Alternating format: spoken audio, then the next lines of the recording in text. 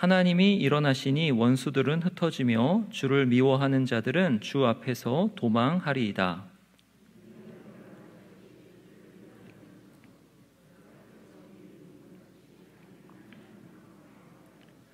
의인은 기뻐하여 하나님 앞에서 뛰놀며 기뻐하고 즐거워할지어다.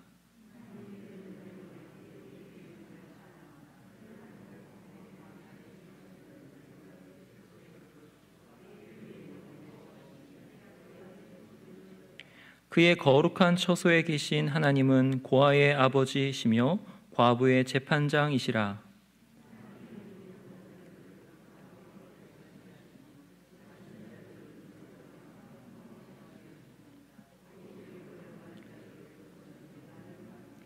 하나님이여 주의 백성 앞에서 앞서 나가사 광야에서 행진하셨을 때에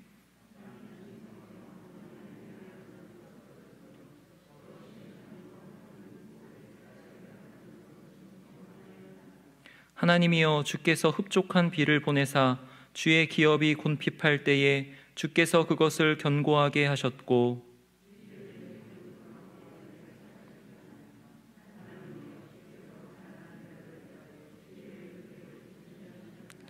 주께서 말씀을 주시니 소식을 공포하는 여자들은 큰 무리라.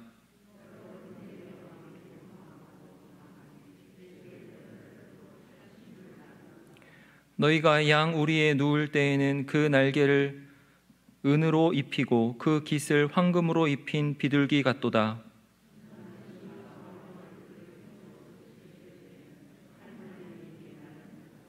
바산에 사는 하나님의 산임이여 바산에 사는 높은 산이로다.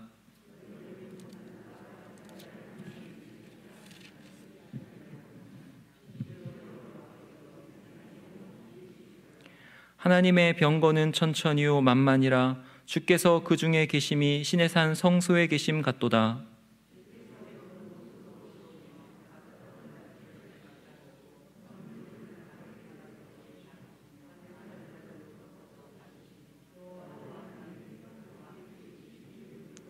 날마다 우리 짐을 지시는 주 곧 우리의 구원이신 하나님을 찬송할지로다.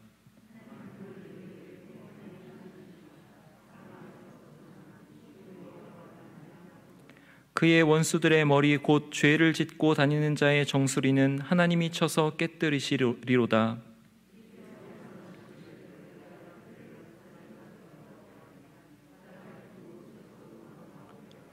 내가 그들을 심히 치고 그들의 피에 내 발을 잠그게 하며 내 집에 개의 혀로 내 원수들에게서 제 분깃을 얻게 하리라 하시도다.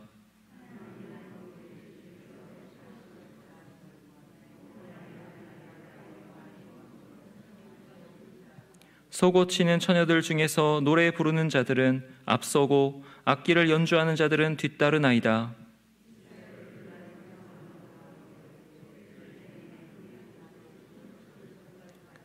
거기에는 그들을 주관하는 작은 베냐민과 유다의 고관과 그들의 무리와 스불론의 고관과 납달리의 고관이 있도다.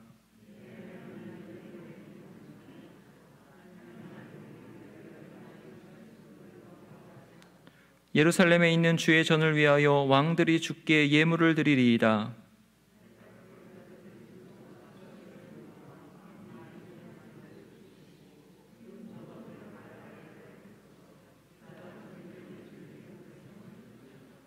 고관들은 애굽에서 나오고 굿수인은 하나님을 향하여 그 손을 신속히 들리로다.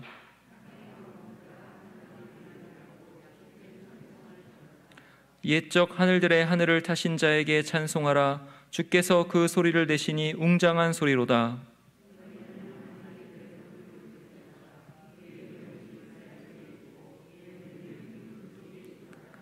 하나님이여 위엄을 성소에서 나타내시나이다. 이스라엘의 하나님은 그의 백성에게 힘과 능력을 주시나니 하나님을 찬송할지어다. 아멘.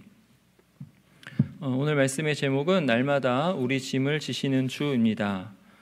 이 구절은 시편, 오늘 본문 시편 68편 19절에 나오죠. 날마다 우리 짐을 지시는 주 곧 우리의 구원이신 하나님을 찬송할지로다. 오늘은 이 말씀이 의미하는 것이 무엇인가 하는 것을 중심으로 살펴보고자 합니다. 하나님께서 날마다 우리 짐을 지신다라는 것이 무슨 뜻인가, 이것을 알기 위해서는 그 앞뒤의 문맥을 살펴보아야 하는데요. 그 앞뒤 문맥을 보면 하나님께서 전쟁하시면서 행차하시는 그런 장면들이 나옵니다.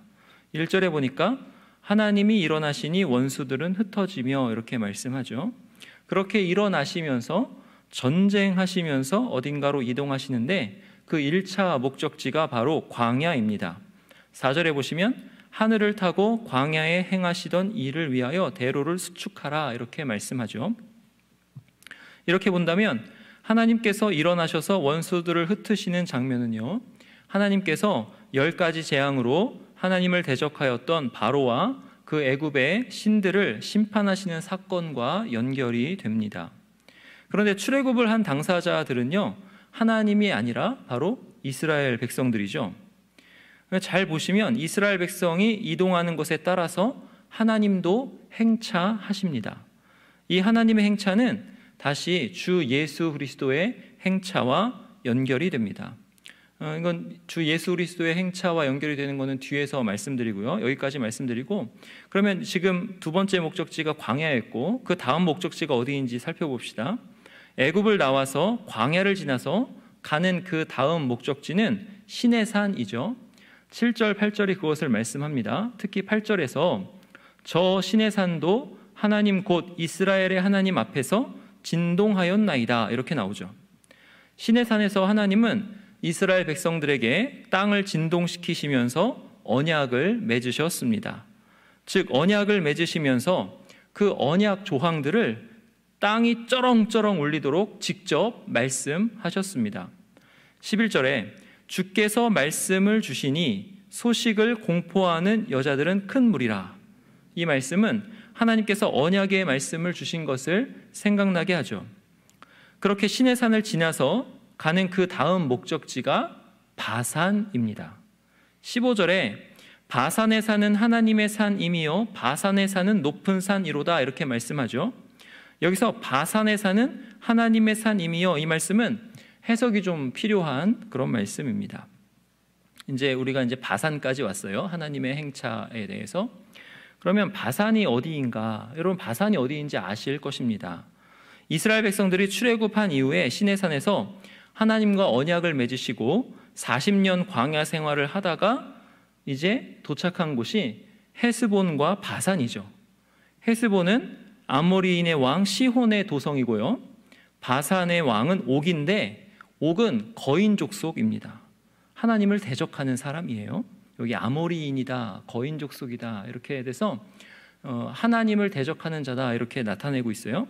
그는 얼마나 두려운 사람이었는지 하나님께서 직접 모세에게 그 바산한 옥을 두려워하지 말라 이렇게 격려하실 만큼 그 사람의 눈으로 보기에 굉장히 두려운 존재였습니다. 하나님을 대적하는 그 바산한 옥이요. 그런데 오늘 본문에서 그 바산의 산이 하나님의 산이라고 나오는 거죠. 이거는 결과적으로 바산의 산이 하나님이 점령하신 하나님의 산이 되는 것입니다만, 여기서 바산의 산이 하나님의 산이며 이렇게 하는 것은요, 다르게 또 해석이 될 수 있습니다. 여러분이 잘 아시듯이 하나님의 산 하면 보통 어디를 떠올리시죠? 시내산이나 시온산을 떠올리십니다. 바산의 산은 이렇게 생각하지 않아요. 그러면 바산의 산은 하나님의 산이며, 이 말씀 무슨 뜻일까요? 보통 우리가 하나님이라고 할 때 그 히브리어 단어는요, 엘로힘입니다. 아시죠? 엘로힘. 그런데 이 단어는요, 복수형이에요.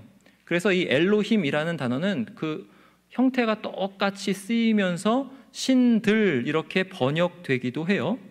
그러면 이 엘로힘이라는 단어가 언제 신들이라고 번역되고 언제 하나님이라고 번역이 될까요? 보통 주어는 서술어와 짝을 이룹니다. 그래서 서술어를 보면 그 주어가 어떤 뜻인가가 명확해져요. 그러므로 하나님이라고 번역이 될 때는, 엘로힘이 하나님이라고 번역이 될 때는 그 서술어가 복수가 아닌 단수동사입니다. 우리말은 단수동사, 복수동사가 없지만 히브리어에는 있어요. 그래서 하나님이라고 번역이 될 때는 같이 나오는 그 동사가, 그 서수라는 말이 단수 동사라는 거예요. 그러니까 엘로힘이라는 복수 명사를 단수 동사가 받으니까 이 엘로힘은 신들이 아니라 하나님이로구나 라는 거죠. 한 분이신 하나님이로구나. 왜요? 단수 동사가 받으니까. 그러면 신들이라고 번역될 때는 언제 그렇게 번역될까요? 당연히 그 서수로 그 동사가 복수라는 거죠.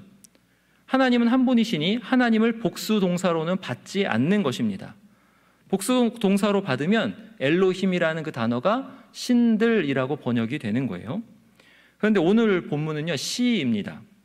그래서 이 서술문처럼 주어와 동사가 명확하게 나오지 않아요. 함축이 되어 있어요.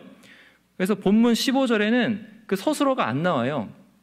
직역하자면 엘로힘의 산, 바산의 산, 많은 봉우리들의 산, 이 높은 산이 많은 봉우리들의 산이에요. 많은 봉우리들 이렇게도 되고 바산의 산 이렇게 됩니다. 그러므로 엘로힘이 하나님인지 신들인지 명확하게 그렇게 해석이 안 돼요. 만약 엘로힘의 산을 바산의 산과 연결하면 그 바산이 단수라 가지고 하나님의 산 이렇게 번역이 돼요. 근데 만약에 엘로힘의 산이 그 뒤에 높은 산, 이 높은 산들은 복수로 봉우리들 이렇게 나와요. 그럼 봉우리들과 연결이 되면 여러분 성경에 보면 높은 산에서 각주사 이렇게 나오죠. 거기 봉우리들 나오죠. 봉우리들과 이 엘로힘의 산이 연결이 되면 신들의 산 이렇게 번역이 된다는 거예요.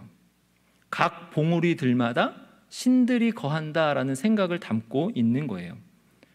그리고 거기에 한 가지 더 말씀드리면 고대 근동의 사람들, 그 사람들의 세계관에 의하면 북쪽은요 신들의 모임 장소입니다. 신들의 모임 장소, 그렇게 성경에서 많이 쓰여 있어요. 그리고 바산은 북쪽에 있는 산이에요. 그래서 사람들은 북쪽에 있는 바산의 봉우리들에 신들이 거하고 있다고 믿었습니다. 그럼 이 두 가지 근거로 본문을 해석하면 오늘 15절은 신들의 산, 바산의 산, 봉우리들의 산, 바산의 산 이렇게 해석될 수 있는 거죠. 이렇게 본다면 16절이 해석이 됩니다. 너희 높은 산들아, 그러니까 여러 봉우리들아, 어찌하여 하나님이 계시려 하는 산을 시기하여 보느냐? 진실로 여호와께서 이 산에 영원히 계시리로다. 이 말씀이 이해가 되실 거예요. 하나님께서 신들이 거하는 바산의 봉우리들 중에 하나를 정해서 그 전체 지역을 정해서 거기를 점령하시고 거기 거하고자 하신다는 거죠. 하나님께서 애굽에서 원수를 멸하시면서 일어나셨고 광야를 행진하셔서 시내산에 행차하셨고 시내산에서 이제 바산에 오셔서 거기를 점령하시겠다는 것입니다. 여러분 이 바산에 대해서 좀 더 말씀드리면요, 바산은 우가리트어로 뱀을 가리킵니다. 바산이라고도 하고 바단이라고도 해요. 이 말은 우가리트어로 뱀이에요. 뱀. 그러니까 바산은 뱀의 자리를 가리킵니다. 우리는 창세기를 통해서 뱀이 무엇을 가리키는지 알고 있죠. 뱀은 우리의 원수인 사탄을 상징하죠. 사탄이 뱀을 사용하였는지 어떻게 됐는지 모르겠지만 뱀은 사탄을 상징합니다. 요한계시록에도 사탄을 가리켜 옛 뱀이라 이렇게 말씀합니다. 그러므로 바산, 즉 이 뱀의 자리는 사탄의 자리입니다. 이렇게 본다면 하나님께서 거기를 점령하려고 하신다는 것이 얼마나 엄청난 말씀인가 하는 것을 생각할 수 있죠. 이스라엘이 출애굽하고 광야를 지나서 시내산에서 언약의 말씀을 받고 이제 바산에 가서 사탄의 세력을 뜻하는 아모리 왕 시온 그리고 바산 왕 옥과 전쟁을 치렀습니다. 그런데 그것은 다름 아닌 하나님께서 치르신 전쟁이었다는 거죠. 그렇게 해서 이스라엘은 예루살렘에 당도합니다. 24절에 하나님이여 그들이 주께서 행차하심을 보았으니 곧 나의 하나님 나의 왕이 성소로 행차하시는 것이라. 왕이신 하나님이 성소로 행차하신다 이렇게 나오는 거죠. 그러면 여러분 여기서 성소는 어디죠? 어디 있습니까? 바로 주의 전이 있는 예루살렘에 있죠. 29절에 예루살렘에 있는 주의 전을 위하여 왕들이 주께 예물을 드리리이다. 이스라엘은 사사기를 지나서 다윗의 정복 전쟁을 마치고 드디어 거기를 이제 샬롬, 평안하게 평탄하게 한 다음에 그 다음에 솔로몬 때, 샬로몬이죠. 샬롬의 왕 솔로몬 때에 예루살렘에 하나님의 전을 짓습니다. 그리고 거기에서 하나님께 예배를 드리죠. 그리고 여러분이 아시다시피 역대기의 말씀, 열왕기의 말씀에 하나님의 임재가 가득합니다. 거기서 하나님께 예배를 드리죠. 이것을 오늘 본문은 압축적인 언어로 나의 하나님, 나의 왕이 성소로 행차하시는 것이라 이렇게 써놓은 것입니다. 이렇게 오늘 본문은 하나님께서 전쟁하시면서 행차하시는 그런 장면으로 이루어집니다. 그리고 그것은 이스라엘이 또한 하나님의 백성으로서 겪은 이야기라는 거죠. 그런데 앞에서 잠깐 말씀드렸죠. 이것이 바로 우리 주님 예수님께서 겪으신 일입니다. 이스라엘의 이동이 하나님의 행차요, 이스라엘의 전쟁이 하나님의 전쟁이요, 그리고 그것은 예수 그리스도께서 행차하신 것이고 예수 그리스도께서 이동하신 것이라 하는 것입니다. 여러분, 예수님의 생애를 한번 생각해 보시죠. 예수님의 생애, 호세아 11장 1절에 이렇게 나와요. 이스라엘이 어렸을 때에 내가 사랑하여 내 아들을 애굽에서 불러냈거늘, 이렇게 나와요. 이 말씀을요 마태복음 2장에서 이렇게 인용합니다. 2장 14절에 요셉이 일어나서 밤에 아기와 그의 어머니를 데리고 애굽으로 떠나가 헤롯이 죽기까지 거기 있었으니 이는 주께서 선지자를 통하여 말씀하신 바 애굽으로부터 내 아들을 불렀다 함을 이루려 하심이라. 여기서 요지는 뭐예요? 이스라엘과 예수님의 행차가 동일시된다는 거죠. 이스라엘의 출애굽과 예수님의 애굽에서 나오신 것이 동일시된다는 거예요. 하나님께서 이스라엘을 애굽에서 불러내신 것처럼 예수님을 그 아들을 그렇게 불러내셨다는 것입니다. 그리고 예수님은 광야로 가시죠. 광야로 가셔서 40년을 연상시키는 40일 동안 금식하시고 마귀에게 시험을 당하셨습니다. 그렇게 시험 당하시고 마귀의 시험을 이기시고 마치 시내산에서의 일처럼 산에서 하나님의 음성을 들으시죠. 산에서 하나님의 음성이 들린 사건이 있죠. 그 사건은 바로 변화산에서 일어났죠. 변화산에서 하나님의 임재를 상징하는 빽빽한 구름과 함께 예수님께서 모세와 엘리야와 더불어 별세하실 것을 말씀하십니다. 별세는 출애굽이라는 말이기도 합니다. 그걸 말씀하시고 아주 두렵고도 큰 음성이 그때 들리죠. 이는 내 사랑하는 아들이요 내 기뻐하는 자니 너희는 그의 말을 들으라. 이 음성은요 시내산의 음성과 본질적으로 같은 내용을 말씀하는 음성입니다. 같은 것을 명령하는 음성이에요. 시내산에서 하나님의 언약 백성으로서 반드시 지켜야 하는 조항들을 하나님이 직접 쩌렁쩌렁 말씀하셨다면 여기 변화산에서는 그 조항들을 지키는 것이 무엇이냐, 그것을 말씀해 주시는 거예요. 그 출애굽에서 말씀하셨던 그 언약 조항들, 그 백성에게 말씀하셨던 그 언약 조항들을 지키는 것은 무엇이냐? 바로 성육신하셔서 인격으로 오신 말씀이신 예수 그리스도의 말씀을 듣는 것이라, 이것을 가르쳐주는 말씀입니다. 시내산까지 왔어요. 그럼 여러분, 예수님은 언제 바산에 가셨죠? 예수님은 바산에 가셨습니다. 그것은 바로 가이사랴 빌립보입니다. 여러분, 가이사랴 빌립보는요, 이렇게 지도를 보면 바산 지역의 서북부에 있습니다. 거기에는요, 고대 사람들이 바산을 신들이 거하는 장소라고 생각하였다 그랬죠. 그게 대대로 이어져 내려와 가지고 예수님 당시에도 판신전이라는 신전, 신들의 신전이 거대하게 있었습니다. 거기에서 예수님은 베드로에게 주는 그리스도시요 살아계신 하나님의 아들이시니이다, 이 고백을 들으시고 비로소 처음으로 고난당하셔서 십자가에 달려 죽으실 것과 부활하실 것에 대해서 제자들에게 가르치셨죠. 그런데 그렇게 십자가에서 죽으실 것과 부활하실 것에 대해서 가르치시기 전에 하신 말씀이 있는데, 그 말씀은 다음과 같은 말씀입니다. 마태복음 16장 18절인데요. 또 내가 네게 이르노니 너는 베드로라. 내가 이 반석 위에 내 교회를 세우리니 음부의 권세가 이기지 못하리라.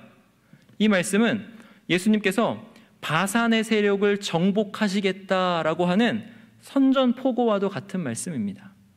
교회를 세우실 것인데 그 교회를 음부의 권세가 이기지 못하리라 말씀하시는 거죠. 이게 바산에 대한 예수님의 선전포고예요. 아까 바산을 뱀의 자리라고 말씀드렸죠. 고대 사람들은 뱀을 죽음과 연결시켰습니다. 사탄과 연결시켜서 그래요. 그래서 바산을요, 지옥의 문이라고도 생각했습니다. 근데 여기 음부의 권세가요, 그냥 직역하면 바로 하데스의 문 이런 뜻이에요. 하데스는 음부고요, 권세는 문이에요. 음부의 문, 죽은 자들의 문, 지옥의 문이라는 뜻입니다. 앞으로 주님께서 바산의 세력을 멸하시고 교회를 세우실 것인데 그 교회가 바산으로 상징되는 그 음부의 문을 깨뜨리고 하나님의 백성들을 탈취해서 하나님께 돌리는 그 전쟁을 수행할 것이라. 그리고 그 음부의 권세, 그 음부의 문은 그것을 버티지 못할 것이다. 선전포고하시는 거죠. 그렇게 하시고 예수님께서는 십자가에 달려 죽으시고 부활하셨습니다. 이 십자가가 바로 바산을 두고 벌어진 치열한 영적 전쟁터입니다. 히브리서 2장 14절에 다음과 같이 말씀합니다. 히브리서 2장 14절. 자녀들은 혈과 육에 속하였음에 그도 또한 같은 모양으로 혈과 육을 함께 지니심은 죽음을 통하여 죽음의 세력을 잡은 자 곧 마귀를 멸하시며, 죽음을 통하여 죽음의 세력을 잡은 자 곧 마귀를 멸하시며. 예수님께서 뱀의 자리 바산에서 어떻게 마귀를 멸하셨는가? 바로 죽음으로 멸하셨다는 거예요. 십자가는 마귀를 멸하는 도구였던 것입니다. 골로새서 2장 15절에도 이렇게 말씀해요. 통치자들과 권세들을 무력화하여 드러내어 구경거리로 삼으시고 십자가로 그들을 이기셨느니라. 십자가로 통치자들과 권세들로 표현되는 영적 세력을 무력화시키고 그들을 이기셨다라는 거예요. 그렇게 이기셔서 죽기를 무서워함으로 한평생 매여서 종노릇하는 모든 자들을, 음부의 문 안에 갇혀있는 그들을 구출하시고 놓아주셨습니다. 히브리서 2장 15절에 그것을 말씀하죠. 또 죽기를 무서워함으로 한평생 매여 종노릇하는 모든 자들을 놓아주려 하심이니, 죽음으로 마귀를 멸하셔서 죽기를 무서워함으로 한평생 매여 종노릇하는 모든 자들을 놓아주려 하심이라 말씀하시는 것입니다. 이렇게 십자가는 치열한 영적 전쟁의 현장이었고 주님께서는 죽음으로 모든 악한 세력을 이기셨습니다. 그렇게 이기시는 과정 가운데 우리 주님께서는 십자가에서 지옥의 고통을 당하신 거죠. 무한 고통을 당하셨습니다. 여러분, 그 하나님의 무한 진노의 몽둥이를 주님이 맞으셨습니다. 이건요, 우리가 상상할 수 없는 고통입니다. 주님은 하나님이시라서 그 무한 진노의 고통을 다 당하시는 거예요. 우리 이 유한한 인간이 영원히 당해도 다 감내하지 못할 고통을 그 십자가에서 당하신 것입니다. 사람이 죽어 지옥에 내려가서 영원토록 당할 그 고통을 주님께서는 십자가에서 다 당하신 거예요. 바울은 에베소서 4장에서 다음과 같이 말씀합니다. 4장 8절에 그러므로 이르기를 그가 위로 올라가실 때에 사로잡혔던 자들을 사로잡으시고 사람들에게 선물을 주셨다 하였도다. 올라가셨다 하였은즉 땅 아래 낮은 곳으로 내리셨던 것이 아니면 무엇이냐? 내리셨던 그가 곧 모든 하늘 위에 오르신 자니 이는 만물을 충만하게 하려 하심이라. 여기 말씀 잘 보세요. 8절에 그가 위로 올라가실 때에 사로잡혔던 자들을 사로잡으시고 사람들에게 선물을 주셨다 하였도다. 사로잡으시고 선물을 주셨어요. 앞에서 쭉 설명했죠. 주님께서 무한한 고통, 지옥의 고통을 당하시고 사로잡혔던 자들을 건지셨다, 그리고 선물을 주셨다는 거죠. 근데 이 말씀이 오늘 본문 18절의 말씀을 가져온 거예요. 18절의 말씀 가져왔는데 올라가셨다 하셨은즉 가져오고, 그리고 나서 그 9절에서 에베소 4장 9절에서 올라가셨다 하셨은즉 땅 아래 낮은 곳으로 내리셨던 것이 아니면 무엇이냐 이렇게 말씀합니다. 그러니까 예수님께서 올라가심을 무엇과 연결시키죠? 바로 낮은 곳으로 내리셨던 것과 연결시킵니다. 예수 그리스도의 십자가에서 당하신 지옥의 고통, 무한한 고통을 여기다가 이제 딱 써놓는 거죠. 내려가셨다. 그럼 예수님께서 왜 그 무한 지옥의 고통을 당하셨습니까?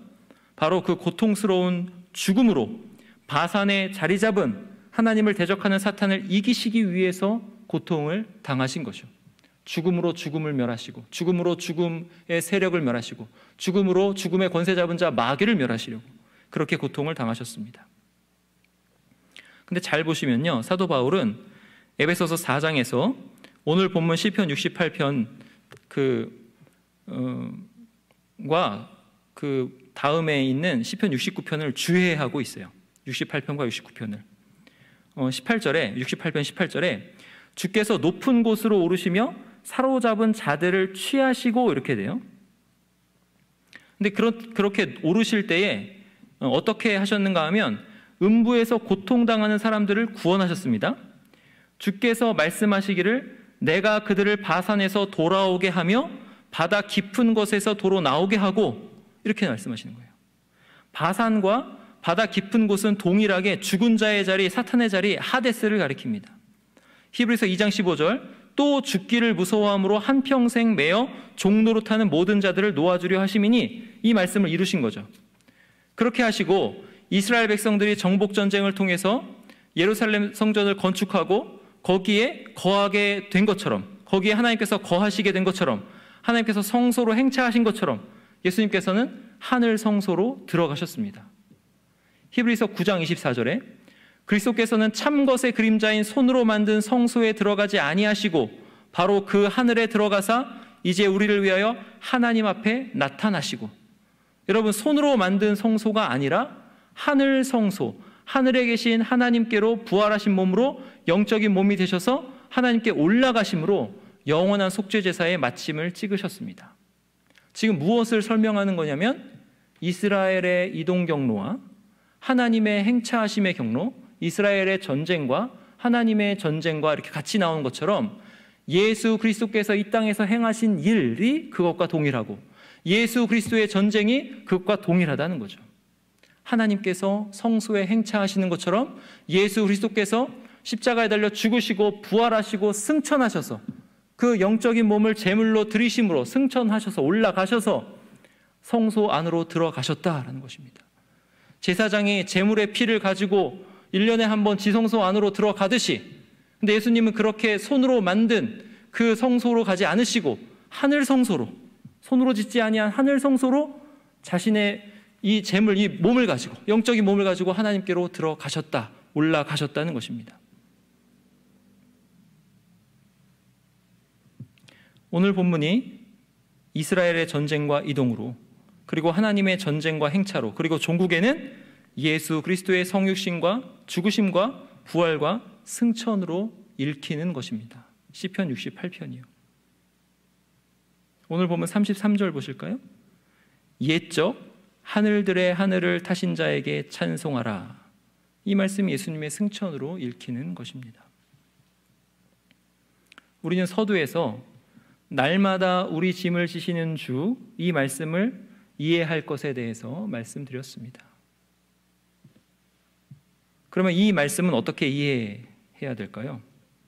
오늘 본문이 이스라엘의 출애굽과 이동과 전쟁과 승리를 하나님의 일어나심과 하나님의 행차와 하나님의 승리와 연결시키고 있는 것을 생각해 보시면 날마다 우리 짐을 주시는 주라는 말씀이 이해가 되실 것입니다. 여러분, 우리는요, 교회로서 날마다 짐을 지고 살아갑니다. 무슨 짐이죠? 바로 옛날 이스라엘 백성들이 싸웠던 그 싸움을 하는 짐입니다. 그들은요, 하나님을 대적하는 아모리 족속과 싸워서 정복하고 그 땅에 하나님 나라를 이루어야 하는 싸움을 해야 됐습니다. 그와 똑같이 우리도 교회로서 하나님을 대적하는 세상에, 그 세상과 싸우고, 영적으로 싸우는 거예요. 영적으로 싸우고 그 세상에 하나님 나라를 이루어야 합니다. 그런데 그렇게 하나님 나라를 이루려면 반드시 어떤 전쟁이 수행돼야 한다는 거죠. 그러므로 우리가 져야 하는 짐은 바로 하나님 나라를 이루는 짐이요, 하나님의 거룩한 전쟁, 영적 전쟁을 수행하는 짐입니다. 사도 바울은 에베소서에서 우리 주 예수님께서, 그리고 하나님께서 그러한 우리의 짐을 어떻게 날마다 져주시는가, 이것을 가르쳐 줍니다. 에베소서 4장 다시 가보시겠습니다. 에베소서 4장입니다. 7절에 이렇게 나와요. 우리 각 사람에게 그리스도의 선물의 분량대로 은혜를 주셨나니 그러므로 이르기를 그가 위로 올라가실 때에 사로잡혔던 자들을 사로잡으시고 사람들에게 선물을 주셨다 하였도다. 올라가셨다 하였은즉 땅 아래 낮은 곳으로 내리셨던 것이 아니면 무엇이냐? 내리셨던 그가 곧 모든 하늘 위에 오르신 자니 이는 만물을 충만하게 하려 하심이라. 그가 어떤 사람은 사도로, 어떤 사람은 선지자로, 어떤 사람은 복음 전하는 자로, 어떤 사람은 목사와 교사로 삼으셨으니 이는 성도를 온전하게 하여 봉사의 일을 하게 하며 그리스도의 몸을 세우려 하심이라. 이게 어떻게 우리 짐을 져주시는 것인가? 이것을 이제 설명하기 전에 먼저 짚고 넘어가야 하는 게 있어요. 그건 뭐냐면 에베소서 4장 8절에 그가 위로 올라가실 때에 사로잡혔던 자들을 사로잡으시고 사람들에게 선물을 주셨다 하였도다, 이렇게 나오는데요. 시편 68편 본문은요 이렇게 나와요. 주께서 높은 곳으로 오르시며 사로잡은 자들을 취하시고 선물들을 사람들에게서 받으시며 반역자들로부터도 받으시니, 이렇게 나와요. 뭐가 차이가 나는 거죠? 에베소서에서는 선물을 주셨다, 여기 시편에서는요 받으셨다, 이렇게 나오죠. 왜 이렇게 바뀌어서 나올까요? 그것은 바울이, 앞에서 잠깐 말씀드리고 제가 헷갈렸는데, 바울이 시편 68편을 그 18절만 인용한 게 아니라 시편 68편과 시편 69편 전체를 다 주해해서 여기서 같이 인용하고 있기 때문에 그래요. 바울은 시편 68편 전체를 보고요, 시편 68편을 착실하게 주해해가지고 에베소서 4장에 딱 써놨다라는 거죠. 에베소서 4장 9절, 올라가셨다 하였은즉 땅 아래 낮은 곳으로 내리셨던 것이 아니면 무엇이냐? 땅 아래 곳으로 내린 것, 십자가의 고통, 이게 시편 68편에 내가 그들을 바산에서 돌아오게 하며 바다 깊은 곳에서 도로 나오게 하고, 예수님께서 바다 깊은 곳의 고통을 당하셔서 거기에서 사람들을 구원하셨다라는 거죠. 그러니까 그 다음 말씀이 시편 68편 전체의 주해라는 거예요. 그렇게 해서 23절에 내가 그들을 심히 치고, 오늘 본문 시편 68편 23절이요. 내가 그들을 심히 치고 그들의 피에 내 발을 잠그게 하며 내 집의 개의 혀로 내 원수들에게 제 분깃을 얻게 하리라. 이거는 전쟁에서 승리하는 것에 대해서 묘사하는 거죠. 주님께서 전쟁에서 승리하시고 주님의 백성들에게 탈취물들을 나눠주시는데, 그 탈취물이 얼마나 풍성하냐면 집에 있는 개도 원수의 피를 핥고 그들의 살을 먹을 정도로 그렇게 탈취물들을 나누어 주신다는 거예요. 주신다. 그리고 이 말씀은 35절까지 이어집니다. 이스라엘의 하나님은 그의 백성에게 힘과 능력을 주시나니, 이렇게 나오는 거죠. 여기서 계속 주신다가 나오는 거예요. 그러므로 이 시편 68편 말씀은 단순히 주님께서 위로 올라가실 때 선물을 받으시는 것만 말씀하지 않고 그의 백성들에게 탈취물을 주시고 또 힘과 능력을 주시는 것도 말씀하는 거죠. 그러니까 바울은 이 시편 68편 맥락을 보고 그가 위로 올라가실 때에 사로잡혔던 자들을 사로잡으시고 사람들에게 선물을 받으셨다가 아니라 주셨다, 이렇게 기록해 놓은 것입니다. 시편 68편을 아주 잘 이해하고 있는 거예요. 그러면 주님께서 그 주님의 결정적인 승리로 우리에게 무엇을 주셨습니까? 바로 은사와 직분을 주셨습니다. 에베소서에서 나오는 대로 어떤 사람은 사도로, 어떤 사람은 선지자로, 어떤 사람은 복음 전하는 자로, 어떤 사람은 목사와 교사로 삼으셨으니, 에베소서 4장 11절. 이렇게 나오는 우리가 받은 은사와 그 직분은 주께서 승리하신 것을 바탕으로 주시는 선물이라는 거죠. 에베소서 4장 7절, 우리 각 사람에게 그리스도의 선물의 분량대로 은혜를 주셨나니, 바로 이런 뜻입니다. 이것이 요한계시록과도 연결이 되는데요. 요한계시록에 보면 사탄이 1000년 동안 결박을 당한다라고 나와요. 요한계시록 20장인데요. 20장 2절에 이렇게 나옵니다. 용을 잡으니 곧 옛 뱀이요 마귀요 사탄이라 잡아서 1000년 동안 결박하여 무저갱에 던져 넣어 잠그고 그 위에 인봉하여 1000년이 차도록 다시는 만국을 미혹하지 못하게 하였는데 그 후에는 반드시 잠깐 노일이라 이렇게 나오죠. 여기 보시면 1000년 동안 결박당하는데 특별히 무엇을 못하죠? 만국을 미혹하게 하지 못한다 그래요. 지금 이 해석은요, 우리 장로교회에서 그리고 개혁교회에서 이게 바른 해석이다라고 하고 있는 무천년설을 바탕으로 지금 말씀을 드리는 것입니다. 무천년설이 무엇인가 궁금하신 분들은 찾아서 공부해 보시기 바랍니다. 사탄이 1000년 동안 결박을 당해요. 결박을 당하는데 뭐가 결박당하느냐가 중요하죠. 만국을 미혹하지 못하게 한다 이렇게 결박돼요. 이걸 보시고 에베소서를 다시 보세요. 주님께서 주신 은사와 직분을 잘 보세요. 어떤 은사, 어떤 직분이죠? 그가 어떤 사람은 사도로, 에베소 4장 11절 보세요. 그가 어떤 사람은 사도로, 어떤 사람은 선지자로, 어떤 사람은 복음 전하는 자로, 어떤 사람은 목사와 교사로 삼으셨으니. 직분들 잘 보세요. 복음을 전하는 직분이요, 말씀을 가르쳐서 진리를 밝히 드러내는 직분이요, 은사입니다. 이것이 바로 우리가 주께서 받은 탈취물이고 우리 전쟁 도구라는 거죠. 우리 전쟁 도구는 다른 것이 아니라 하나님의 진리의 말씀을 잘 가르치는 은사입니다. 사탄이 만국을 미혹하지 못하는 이때에 하나님께서는 우리에게 주시는 탈취물, 사탄에게서 탈취해서 주신 것이 무엇이냐 했을 때는 말로 미혹하는 그 반대의 것, 진리를 드러내서 복음을 전하는 능력, 그것을 통해서 음부의 문 안에 갇혀있는 사람들을 그리스도에게로 돌아오게 해서 하나님의 나라를 확장해 나가는 그 사명의 직임을 받은 거예요. 그게 하나님께서 우리에게 주신, 예수님께서 우리에게 주신 탈취물입니다. 은사요 직임입니다. 그렇게 우리는 교회를 온전하게 하고 교회로 하여금 그리스도의 장성한 분량이 충만할 때까지 이르게 해야 되는 그런 사명의 짐을 감당하고 있는 사람들입니다. 그리고 이 사명의 짐, 이 영적 전쟁의 짐을 날마다 져주시는 분이 계시는데 그분이 바로 우리 하나님이시고 예수님이시고 성령님이십니다. 우리 주님은 날마다 우리 짐을 주시는 주로서 몸소 먼저 전쟁에서 십자가로 승리하셨습니다. 그러므로 우리도 각자 십자가를 지고 주님의 길을 따르면서 주님을 따라 주님께서 주신 은사를 사용하여서 하나님의 진리의 말씀을 전해야 합니다. 교회가 이런 사명을 따라서 주님의 길로 행할 때, 받은 은사를 사용하여 직임을 충실히 수행할 때 열국이 하나님께 굴복하게 되죠. 마귀가 열국을 미혹하지 못하는 동안 우리가 하나님께 받은 그 선물로 우리의 짐을 져주시는 그 주님의 능력으로, 힘과 능력으로 열국의 복음을 전파해서 음부의 문을 깨뜨리고 거기에 사로잡혀 있는 사람들을 구출하여 하나님께로 돌리는 그 일을 하는 것입니다. 그게 본문 29절에 이렇게 나오죠.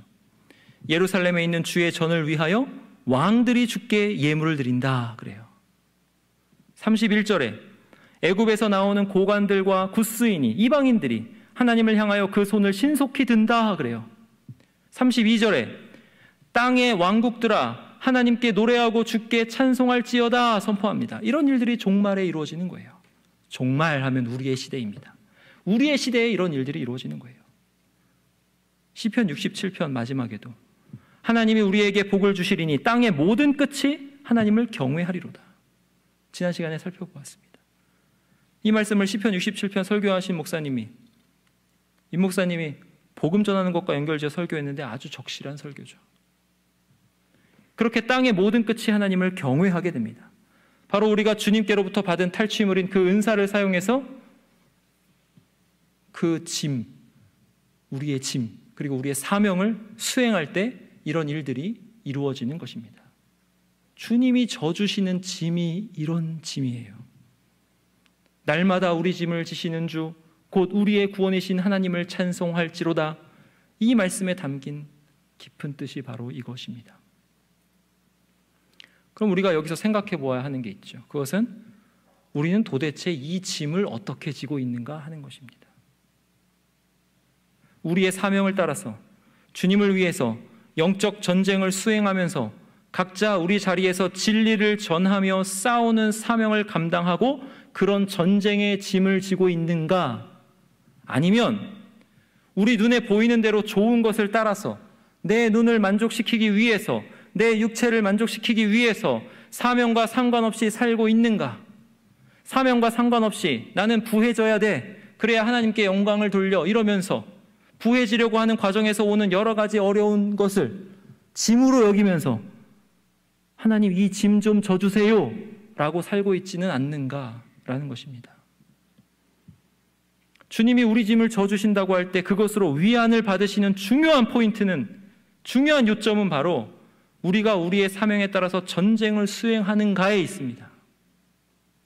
그렇지 않고 내 욕심에 따라서 살면서 그저 살아있는 것에, 사는 것에 의의를 두면서 날마다 오는 어려움을 주님이 해결해 주신다, 이것은 이 말씀을 곡해하는 거죠. 여러분, 성경에서 위로를 전하는 말씀을 곡해하는 예가 이렇게 많습니다. 또한 한 가지 더 생각해 볼게. 주님께서 우리에게 주신 은사들을 한번 생각해 보십시오. 사도, 선지자, 복음 전하는 자, 목사와 교사입니다. 여러분, 한국 교회가 큰일 났습니다. 뭐가 큰일 났냐면 신학생들이 없습니다. 얼마나 교회가 신학생들을 푸대접하면, 얼마나 한국 교회가 목사 알기를 그렇게 알면 목사들이 양성이 되지 않습니다. 존경을 받지 못합니다. 목사 잘못이 분명히 있죠. 큰일 났습니다. 신학생들이 없습니다. 여러분, 한국교회 이런 사람들이 잘 길러지고 있는가? 영적 전쟁에서 앞서서 행해야 될 사람들입니다. 사도적으로 예수는 그리스도라고 밝히 드러낼 설교자, 복음의 말씀을 항상 새롭게 가르치며 사람들을 흑암의 세력에서 건져내는 설교자, 하나님의 진리의 말씀을 골고루 잘 가르쳐서 양들을 하나님의 진리의 말씀으로 잘 먹이는 설교자, 하나님의 말씀을, 거기에 담겨있는 그 깊은 뜻을 사람들에게 어떻게 살아가야 할지를 잘 깨닫게 하는, 그 깊은 뜻을 드러내서 잘 깨닫게 하는 선생님 같은 설교자가 잘 길러지고 있는가? 그 말씀입니다. 그런 설교자가 길러지려면 설교단이 많아야 되죠. 한국교회가 대형교회 중심으로 이렇게 되어 있는 것이 한국교회의 망조입니다. 목회자가 길러지면 뭐합니까? 설교할 단이 없는데.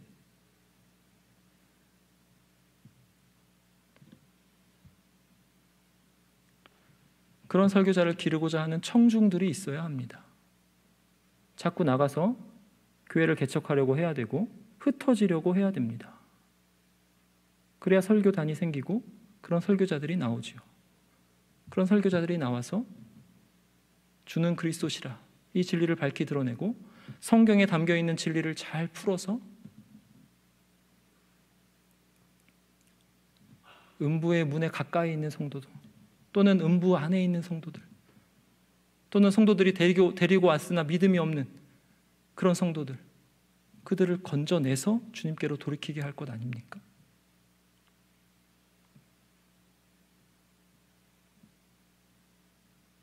여러분, 주님이 지금 뭘 하고 계시냐면 사탄을 결박하시고 미혹을 못하게 하고 계십니다. 그럼 교회는 뭘 해야 되겠습니까? 복음을 전해야 되겠죠. 누가 복음을 전할까요? 누가 성경에 있는 바른 진리의 말씀을 가르칠까요? 한국교회 큰일 났습니다. 스스로 망해가고 있습니다. 이것을 생각하시면서 여러분이 어떠한 일을 해야 되는지, 여러분이 가지고 있는 사명이 무엇인지, 어떠한 영적 전쟁을 해야 되는지 깊이 생각하시는 저와 여러분 되시기 바랍니다. 기도하시겠습니다.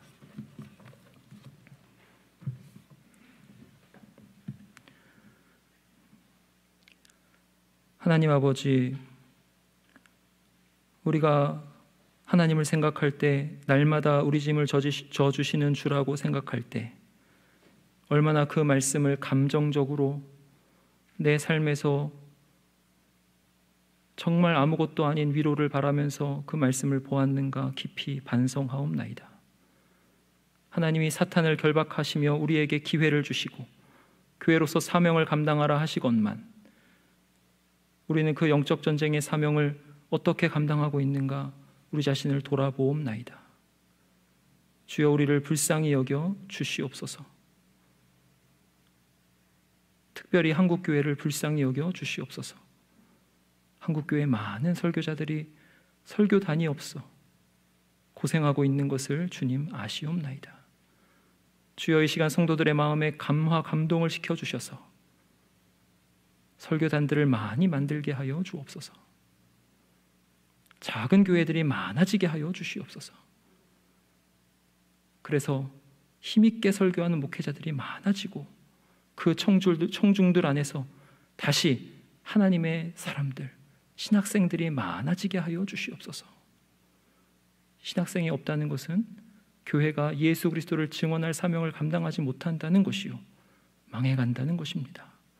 주여, 한국교회를 불쌍히 여겨주시고 우리가 감정적 위로를 받으려 하지 말게 하시고 우리의 짐을 지며 영적 전쟁의 사명을 잘 감당할 수 있도록 도와주시옵소서. 들을 귀 있는 자는 듣게 하여 주옵소서.